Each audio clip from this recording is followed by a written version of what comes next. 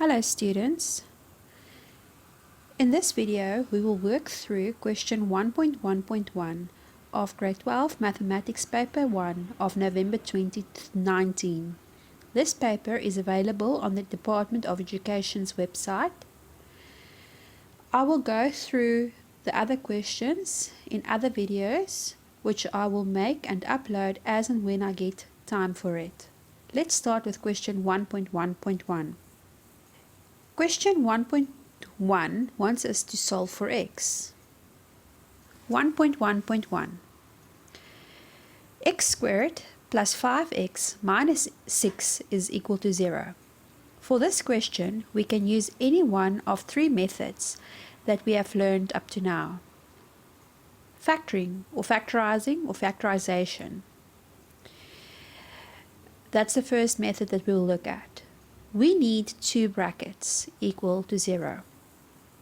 For the first term, x squared, we need x times x. Therefore, we will put an x in both of the brackets. Next, we will need to find two numbers that will give us minus 6 when multiplied and plus 5 when added. That will be positive 6 and negative 1. So let's put that in the brackets. We get x plus 6 in the one bracket, x minus 1 in the other bracket equal to 0.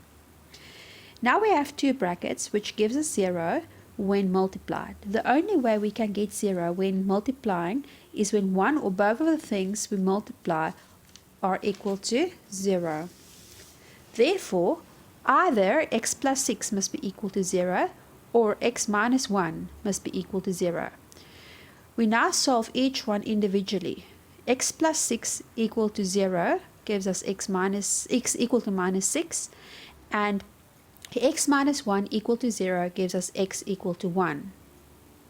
The next method we can look at is completing the square.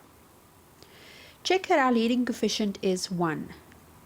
It is, so we can carry on. If it's not, we first have to divide by the number in front, or take it out as a common factor rather, so that we can continue. I always move the constant term over the equal sign so that it is on its own. So I'll get x squared plus 5x equal to 6.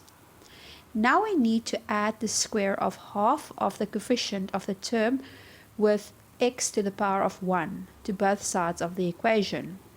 So we'll get x squared plus 5x plus 5 over 2 squared equal to 6 plus the square of 5 over 2. Now we need to factor the left hand side and simplify the right hand side. So that will give us x plus 5 over 2, everything squared, and that is equal to 49 over 4. Take the square root on both sides. Remember to add a plus minus when we introduce the square root ourselves, and simplify. The right hand side we need to simplify, so that will give us x plus 5 over 2, and the left hand side would be equal to plus minus 7 over 2. Now we need to solve for x, in other words get x on its own. So x is equal to negative 5 over 2 plus minus 7 over 2, and then we simplify. So x is equal to minus 6, or x is equal to 1. The third method that we can use is the quadratic formula. This is personally the method that I use most often, as one won't waste time finding factors or maybe make some errors during completing the square. Okay, so the a value is 1, the b value is 5, and the c value is minus 6. Let's put that into the formula. The quadratic formula is x equal to minus b plus minus the root of b squared minus 4ac all over 2a. So we plug that in. It becomes, and I haven't written that down on the video, but that becomes x equal to minus 5 plus minus root of 5 squared minus 4 times 1 times negative 6 all over 2 times 1.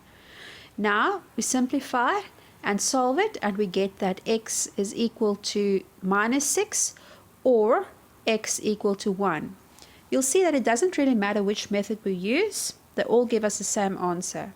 So follow the method that is most easiest for you, the one that is most convenient for you to use, the one that you feel most confident with, and that is how we'll solve question 1.1 of November 2019, grade 12 past mathematics.